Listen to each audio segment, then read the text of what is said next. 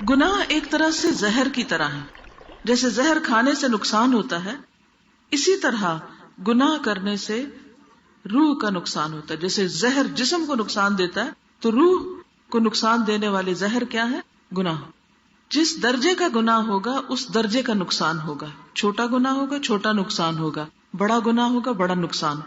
ہوتا یہ ہے کہ چونکہ دنیا میں ہمیں گناہ کا نقصان فوری طور پر نظر نہیں آتا، پتہ نہیں چلتا، یا سمجھ نہیں آتا جب ہم کسی مصیبت میں ہوتے ہیں کہ یہ کسی گناہ کی وجہ سے ہوئی ہے، یہ مشکل، یہ پرابلم کسی گناہ کی وجہ سے آئی ہے، ہمیں احساس ہی نہیں ہوتا، لہٰذا ہم وہی گناہ بار بار کرتے چلے جاتے ہیں.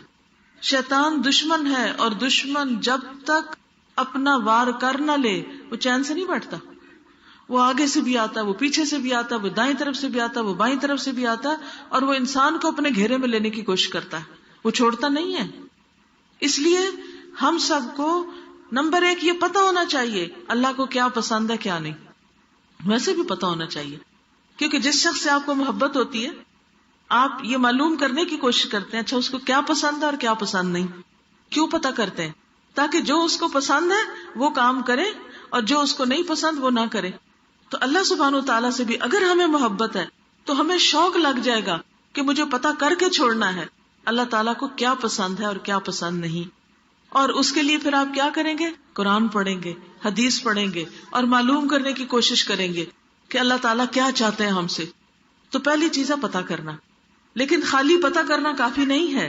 پتا کرنے کے بعد اس چیز کو عمل میں لانا بڑا ضروری ہے، اور ان گناہوں سے بچنا ضروری ہے جو اللہ سبحانہ وتعالیٰ نے بچنے کے لیے کہے ہیں، ورنہ وہ گناہ زہر کی طرح انسان کو نقصان دینے والے ہیں.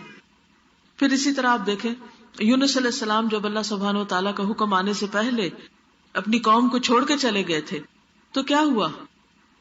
کشتی میں بیٹھے، کشتی ڈوبنے لگی تو انہوں نے ان کو اٹھا کے باہر پھینک دیا، مچھلی کے پیٹ میں چلے گئے. وہاں جا کر انہوں نے کیا پڑھا؟ لا الہ الا انت سبحانک انی کنت من الظالمین. نہیں کوئی الہ مگر تو پاک ہے، میں ظالموں میں سے، میری غلطی ہے، میری غلطی ہے. یہ کون کہہ رہے ہیں؟ اللہ کے پیغمبر کہہ رہے ہیں. آدم علیہ السلام پیغمبر ہیں، پہلے انسان ہیں، وہ کہتے ہیں ربنا ظلمنا انفسنا وان لم تغفر لنا وترحمنا لنکونن من الخاسرین. کہ اللہ ہم نے اپنی جانوں پہ ظلم کیا، اگر تو نے ہم کو معاف نہ کیا اور ہم پہ رحم نہ کیا تو ہم ضرور نقصان اٹھا جائیں گے. اس لیے بے حد ضروری ہے کہ انسان اپنی غلطیوں کو دیکھتا رہے، اپنی کوتاہیوں پہ نظر رکھے، اور پہلی بات کرے نہ. لیکن یہ ہو نہیں سکتا کہ غلطی نہ ہو، کیونکہ ہم انسان ہیں، غلطیاں ہوں گی. جب غلطی ہو جائے تو کیا کریں؟ معافی مانگ لیں، توبہ کر لیں، واپس پلٹ آئیں. ضد نہیں، اصرار نہیں، تعویلیں نہیں، حجتیں نہیں، بہانے نہیں. اللہ کو وہ لوگ پسند ہیں جو اپنی غلطی مان جاتے ہیں. اور اللہ سبحانہ وتعالیٰ نے حضرت یونس علیہ السلام کے لیے کہا اگر وہ تسبیح نہ کرتے تو وہ مچھلی کے پیٹ میں رہتے، قیامت کے دن تک اس سے نہ نکالے جاتے. تو اس سے یہ بھی پتہ چلتا ہے کہ گناہ کی وجہ سے جب انسان کسی مصیبت میں پڑتا ہے تو جب تک توبہ نہ کرے اس سے باہر نہیں نکلتا. اور ایسا نہ ہو کہ توبہ کیے بغیر مر جائے اور مرنے کے بعد کیا ہوگا؟ قیامت تک پھر اسی مصیبت میں پڑا رہے گا انسان. خودکشی کیوں حرام ہے؟ اسی وجہ سے نا کہ اس کے بعد توبہ کا موقع نہیں ہوتا اور انسان اسی حال میں اللہ کے پاس جا پہنچتا ہے. پھر اسی طرح جتنی بھی قومیں ہیں، قوم عاد ہے، سمود ہے، قوم لوط ہے، اور قومیں ہیں، ان سب کے اوپر اللہ کے عذاب آئے. کیوں آئے؟ فعصوا رسول ربهم فاخذهم اخذة رابیہ.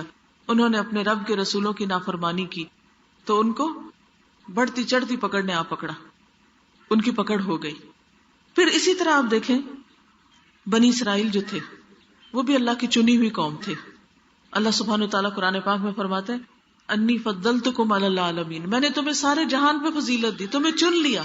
لیکن جب چنے ہوئے لوگ، چنی ہوئی قوم، جب اس نے اللہ کی نافرمانی کی تو کیا ہوا؟ اللہ نے ایسی قومیں ان پر مسلط کی جنہوں نے ان کو انتہائی ذلیل و خوار کیا.